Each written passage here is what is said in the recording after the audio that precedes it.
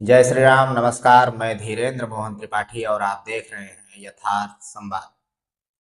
हाल ही में एक वीडियो आया है जिसमें बुलडोजर के द्वारा छोटी छोटी झोपड़ियों को गिराया जा रहा है। एक छोटी बच्ची हाथ में किताब से भरा बैग लेकर तोड़ी गई झोपड़ी से भाग रही है।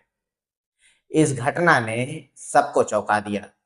जस्टिस उज्जवल भुइया, माननीय सर्वोच्च न्यायालय ने यही टिप्पणी की। अब लगे हाथ ये भी समझ लेते हैं कि आखिर जस्टिस उज्जवल भुइया को ये टिप्पणी करने की जरूरत क्यों पड़ी। मामला उत्तर प्रदेश में बेतहाशा दौड़ रहे बुलडोजर पर सुनवाई के दौरान हुआ। जस्टिस अभय एस ओका और जस्टिस उज्जवल भुइया की पीठ प्रयागराज में चल रहे बुलडोजर के एक मामले पर सुनवाई कर रही थी।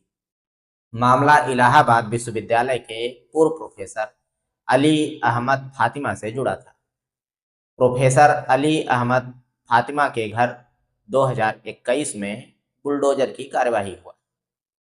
दावा किया गया है कि अली अहमद फातिमा का घर अतीक अहमद से जुड़ी संपत्ति है।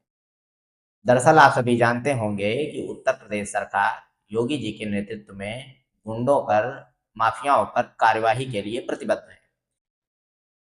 इसी कार्यवाही में उत्तर प्रदेश सरकार उस दौरान अतीक के संपत्ति पर भी कार्यवाही कर रही थी। अली अहमद फातिमा का जो घर बना है वह अतीक अहमद की संपत्ति है, ऐसा सरकारी अधिकारियों का मानना था। इस मामले में अली अहमद फातिमा ने सर्वोच्च न्यायालय का दरवाजा खटखटाया। सुनवाई के दौरान जस्टिस भुइया की जो खंडपीठ है, सरकार पर 10 लाख रुपए मुआवजा अली अहमद फातिमा को देने का आदेश जारी किया। इसी दौरान जस्टिस उज्जवल भुइया ने इस घटना का जिक्र किया।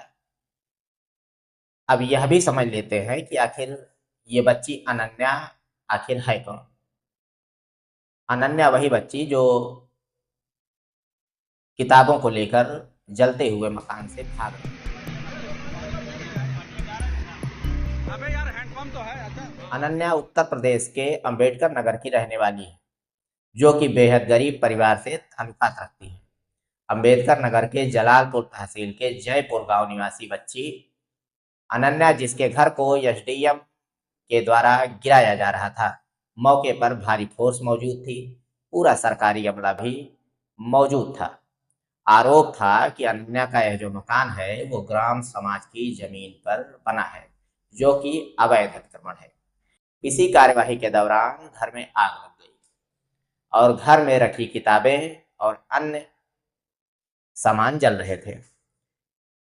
किताबों को जलता देख अनन्या घर के अंदर गई और तुरंत अपने बैग को लेकर घर के बाहर भागती हुई आई।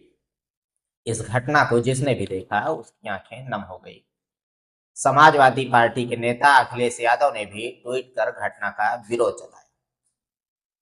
अखिलेश यादव ने कहा कि उत्तर प्रदेश के अंबेडकर नगर में एक प्रशासनिक अधिकारी अपनी झूठी शान दिखाने के लिए लोगों की झोपड़ियां गिरा रहा है और एक बच्ची अपनी किताबें बचाने के लिए भागने पर मजबूर है।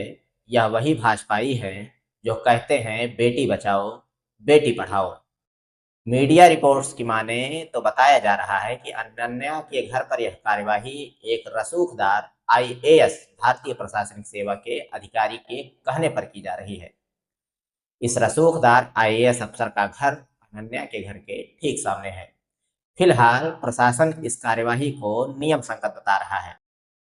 जब प्रशासन इस कार्यवाही को नियम संगत मान ही रहा है तो मजबूरी ही सही आप भी मान ही लीजिए कि न खाता न बही, जो प्रशासन कहे वही सही।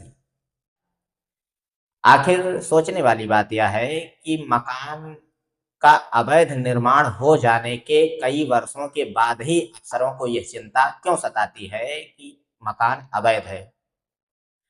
समय रहते अवैध निर्माण को रोका क्यों नहीं जाता। अनन्या के मकान को, अनन्या जैसे और भी कई लोगों के मकान को इसी तरीके से गिरा दिया गया। आखिर उन सरकारी कर्मचारियों और अधिकारियों पर कार्यवाही कब होगी जो इस तरीके के निर्माण को होने दे रहे हैं, उनके मकान को कब ध्वस्त किया जाएगा, उनके घर को कब जलाया जाएगा, आखिर उनके बच्चे अपने किताबों को लेकर जद्दोजहद कब करेंगे।